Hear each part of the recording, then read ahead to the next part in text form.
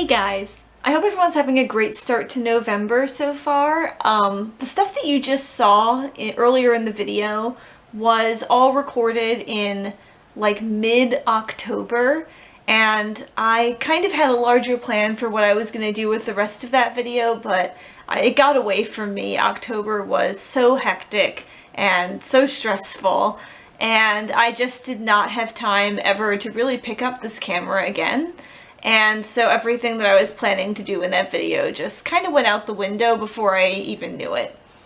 But I didn't want to get rid of all the footage because I thought it was really good. I didn't want to just toss it in the trash. So I figured I would show you that and then append some footage from this weekend onto it. Today is one of the first days in a really long time where I have absolutely no plans whatsoever, and I'm really grateful for that because I feel like I really need just one day to take it easy. So I am gonna film it as a little self-care day for you guys. I have a couple of things that I'm planning for today.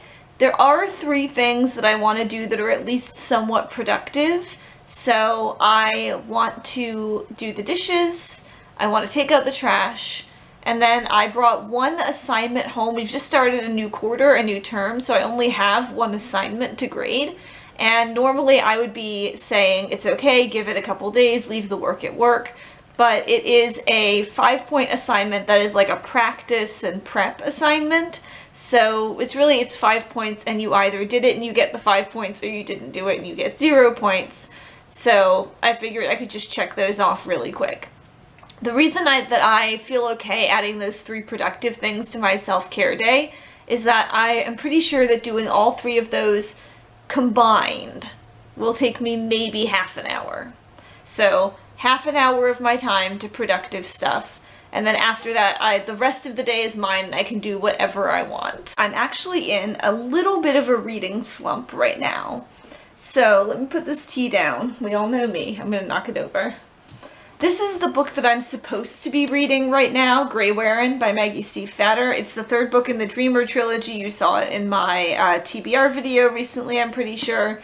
And I said almost a week ago that I was starting to read this, and then I've only gotten like 1 chapter through. And it's not because it's not a good book, although admittedly I have been underwhelmed with the previous 2 books in this series.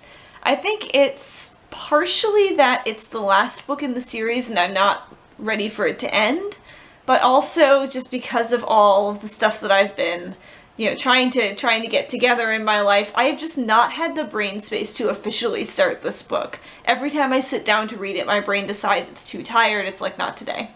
So I think for the moment, just for today, I'm gonna put this aside, and instead of reading the book I'm supposed to be reading, I'm not gonna officially read anything. I'm just gonna pick up something just for the fun of it. So I do actually only have a little bit left of Book Lovers. It's taken me like 3 months to read this. Again, not because it's not good, it's really good, but I took the book to Washington State with me on the airplane. And so in my mind, it became my like travel book. And once it became my travel book, I just never read it except when I was on a plane or the metro or, any kind of transportation where I needed to be occupied. And because of that, saying, oh, well, you can just finish it when you get home, it just did not compute for me. But I only have like 50 pages left, so I thought I could probably definitely finish that today if I just get really cozy. And then I also have, let me put these down, I have a whole bunch of books out from the library that are just sitting there because they like don't fit anywhere on my current TBR, but they're all books I'm really interested in, so I thought maybe I would choose one of those to pick up.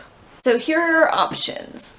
If I wanted to stick with Maggie Stiefvater, we have the Scorpio Races. I've read part of this actually before, several years ago.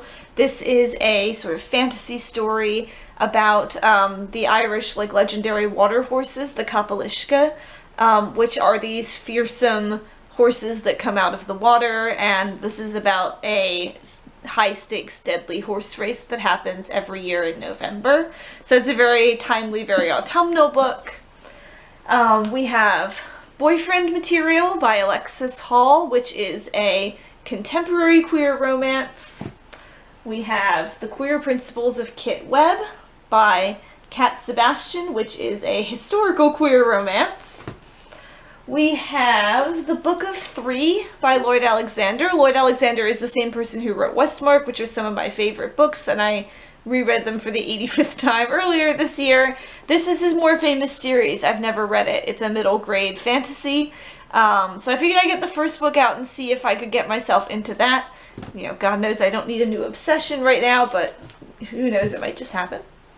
And then I also have Catherine Arden's The Bear and the Nightingale, which is like a folklore-based fantasy wintry story. So, those are some options to choose from. I think I am just gonna see where the day leads me from here, and it's all up in the air. So let's see where we go.